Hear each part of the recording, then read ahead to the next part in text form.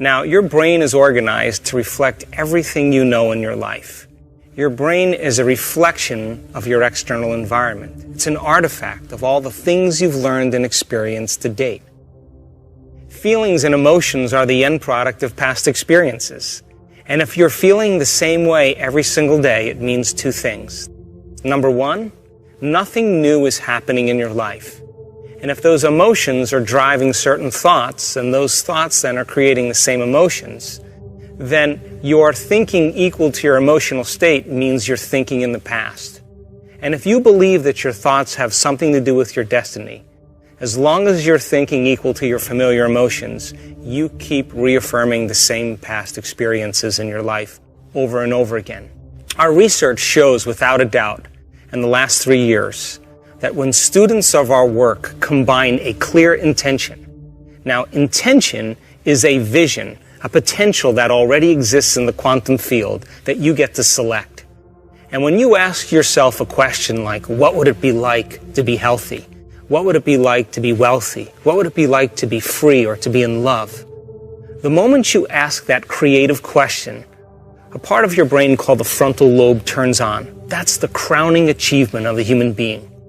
Once that area of the brain turns on, it's like a great symphony leader.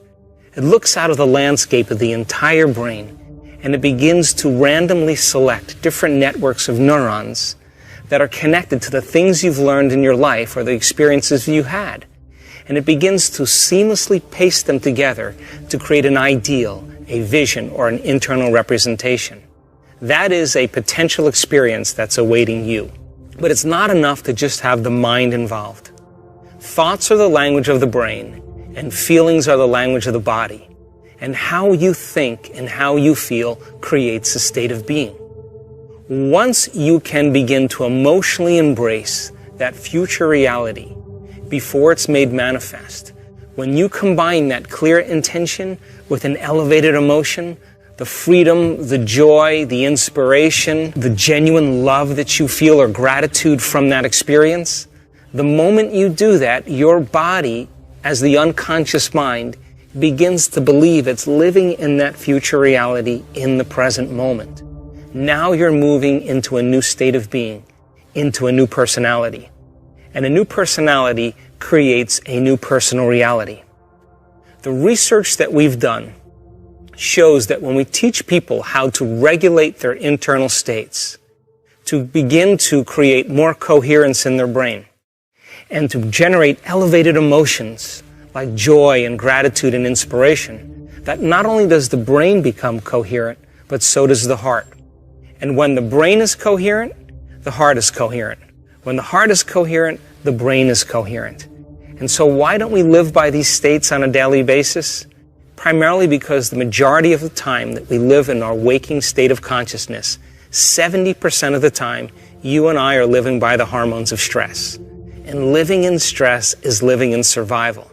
And when you're living in survival, the very chemicals of survival cause you to function as materialist, defining your reality with your senses.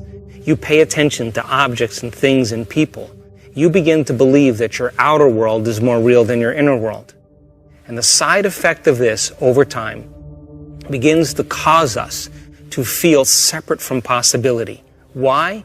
Because when you're threatened by some predator or some danger in your life, it's not a time to go in.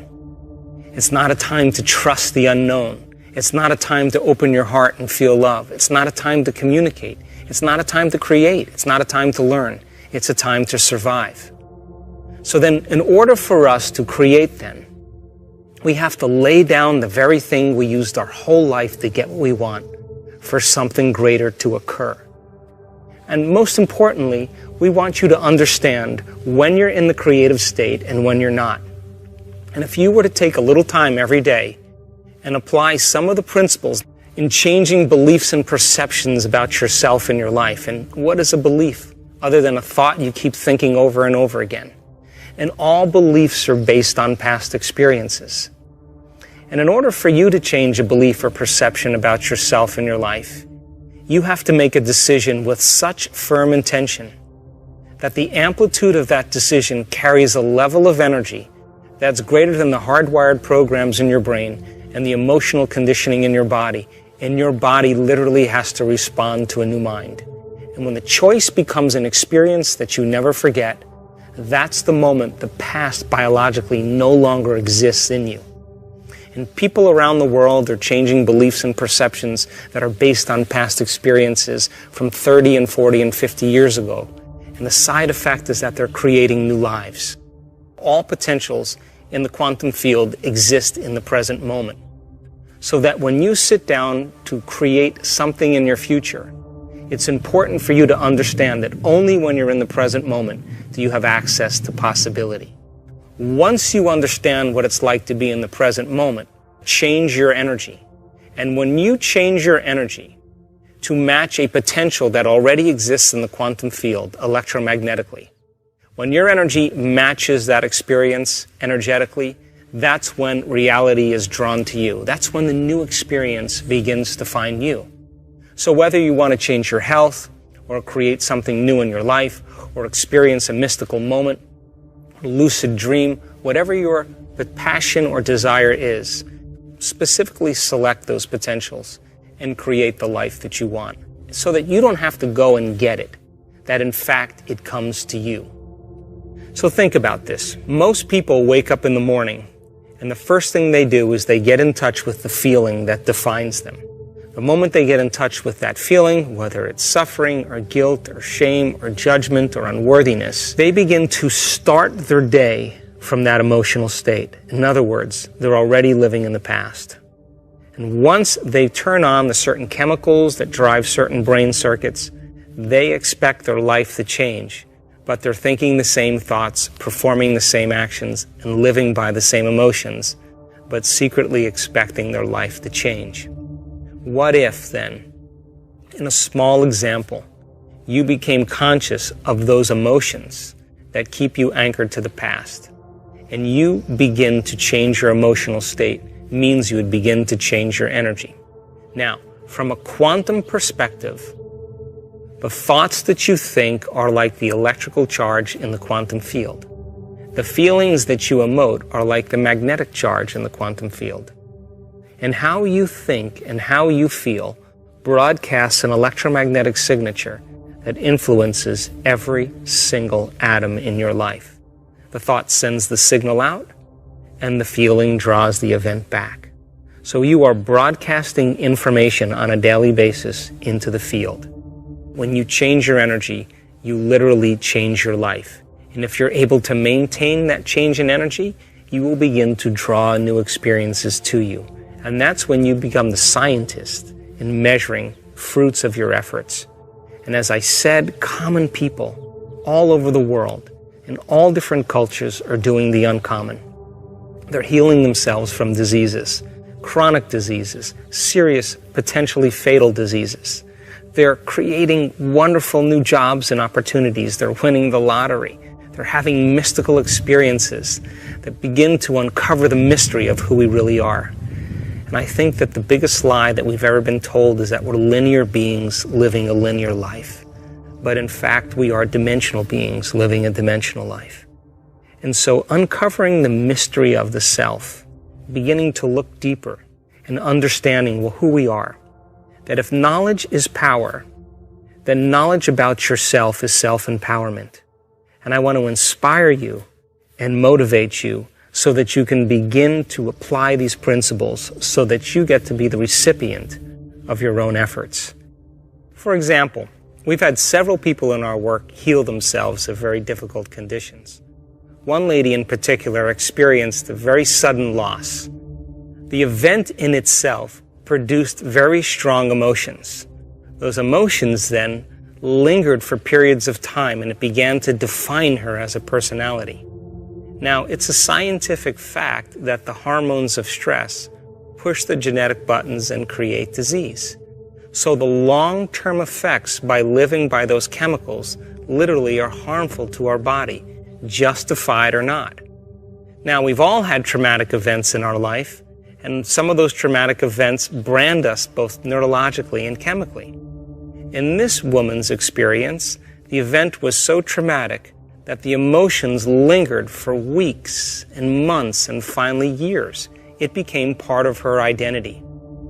And so, as a result of the long-term effects and her personality being defined by the past instead of the future, living by those same emotions began to break her body down.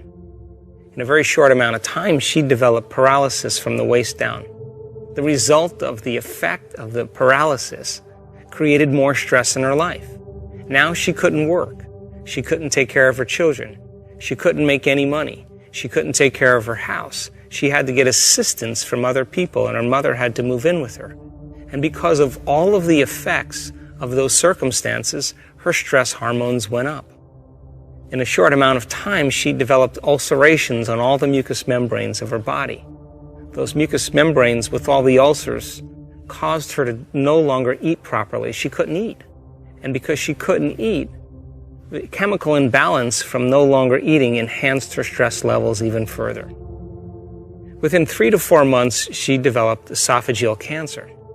Now, this woman was smart enough to realize that probably the effect of those chemicals were the reason why she developed her condition. In other words, she said to herself, if I created this condition because I was living by this event, in other words, emotionally I was attached to my past, is it possible then to uncreate it and create something else? So she began the work and the meditations, and every single day, whether she felt like it or not, she practiced her meditations. And for sure, she had certain days where she didn't feel like doing her meditations because she didn't feel well, but she did them anyway.